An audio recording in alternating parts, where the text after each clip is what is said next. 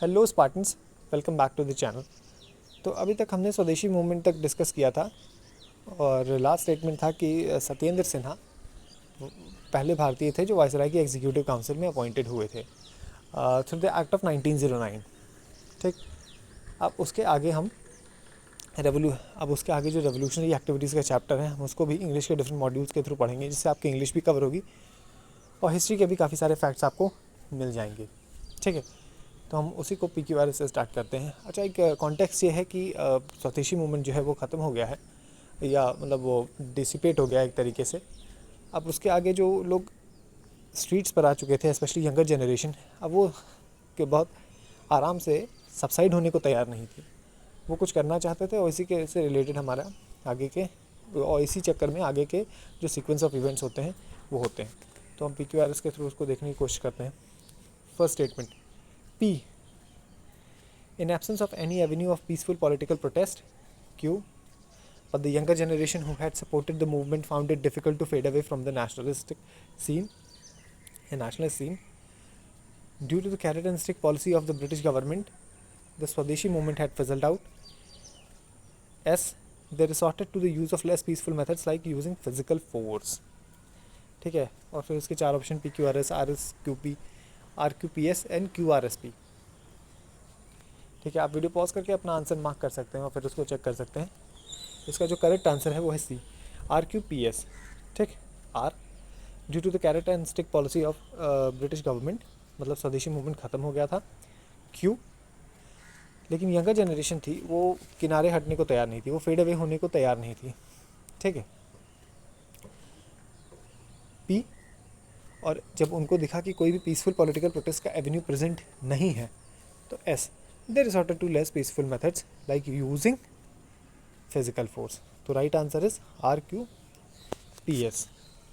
ठीक, ये तो था उसका मतलब PQRS का पोर्शन।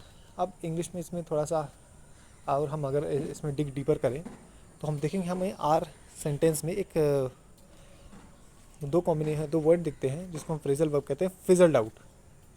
ठीक है, इसमें हमको फिजल्ड आउट दिखता है। तो इसका जो मीनिंग होता है वो है एंड इन अ वीक और अ डिसअपॉइंटिंग वे।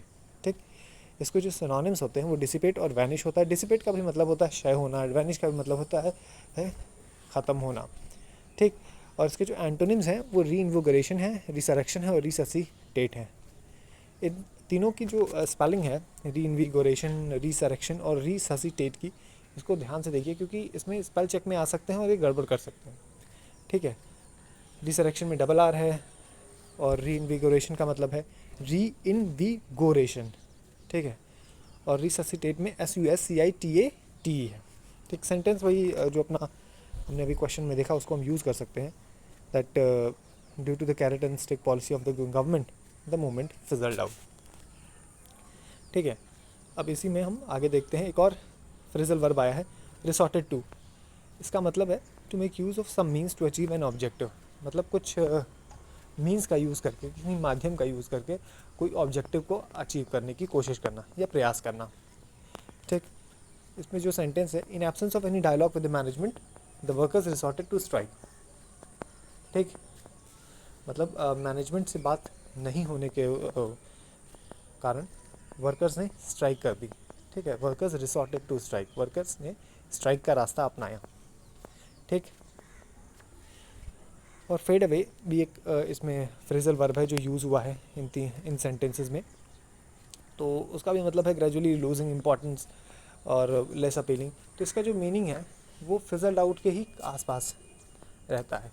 ठीक है, तो आगे भी हम जब पढ़ेंगे रेवोल्यूशनरी एक्टिविटीज़ में तो उसको भी इंग्लिश के ही मतलब PQRS, अभी तो PQRS ही चलेगा कुछ मतलब सेक्शन तक, और उसके बाद हम वर्ड पावर और आगे भी पढ़ेंगे। ठीक है, ओके।